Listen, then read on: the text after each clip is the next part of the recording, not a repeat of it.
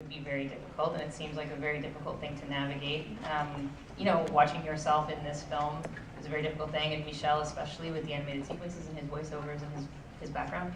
I wonder how you go about finding those boundaries. If it was a problem for you at all, if it was something, I mean, obviously you knew what you were getting into making the movie. I guess maybe if you could both talk about how you did that. Well, I think you know, like anything in life, whether it's filmmaking or a relationship, it generally works if there's a built-in level of trust, and you have enough time to really get to know each other and to explore the issues, and a lot of that kind of getting to know each other for the general and I. There was already a relationship established because of a previous film, so that was great.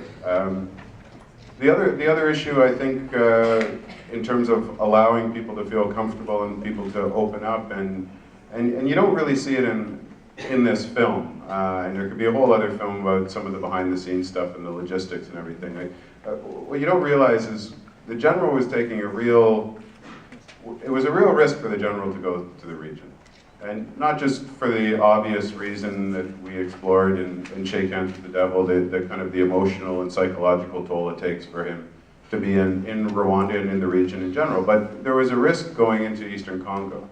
A lot of the people the militia groups that are still operational there are people that would be very, very happy and could really make a name for themselves if they could take out General Dallaire. Or there was hostage situations. There was a number of things going on that you don't really get the sense of some of the stakes and the urgency, I think, going into those places. And so you go into those, and I think one of the reasons why it was successful and the general was comfortable and agreed to go to these places was, again, the whole team that was together, and you know, the a crew that we've worked with many times before, Sanjay and John, and everybody else who was involved in the team. It was very much, you know, people were constantly aware of what situations we were going into, what could potentially happen. And when you have a kind of central focus and nobody there was, you know, it's not like it was our first time in the region or first time on, you know, we've been in the area before. And so I think a lot of that just, you know, things coalesce and work together, and but ultimately it comes down to trust. I had to get back to Africa because the research work and the looking at the way of stopping the recruitment, but also neutralizing this sophisticated low technology weapon system off the battlefield is a totally new concept that nobody else has ever touched on. Everybody has been involved in rehabilitating and reintegrating the demobilized child soldier and picking up the pieces. And since the mid to late 80s, when enlisting escalated so much, and Gracia Michel did her study, we have seen a lot of child soldiers demobilized and rehabilitated and reintegrated, but we haven't seen the numbers go down. They keep doing it. Mali, they recruited tens of thousands of the kids, and then a lot of them were killed in these recent operations. In Central African Republic, there are over 3,000 just been recruited. And in other countries, parts of the world, in the favelas in Rio, where I was, they're recruiting children left, right, center. They're killing up to 2,000 a year in one city in the drug wars in those slums where the kids are engaged in all these drug wars. And so the numbers are not coming down. What we picked up was if we could stop that recruitment by making these children, armed children, a liability to these commanders, and also find non-lethal ways of reducing them and pulling them out without having to kill them, then we would start to break the code. And that's what we've been doing out of the Child Soldier Initiative. When I was at Harvard, now is at Dalhousie, and Dr. Whitman is here, who runs the place. And that's what we've been doing. We've been training military, we've been training police, and we are now at a stage where we have a country like Sierra Leone that is prepared to let us retrain all its army, all its police, its prison guards, and also get inside the education system to convince people, the young people, not to get enrolled, to not find themselves recruited.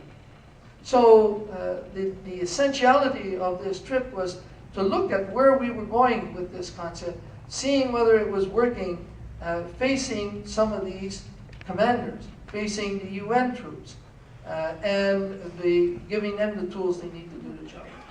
So we had a lot of discussions with the UN forces who are deployed there without no skills of how to handle child soldiers. And we met with these commanders, face to face.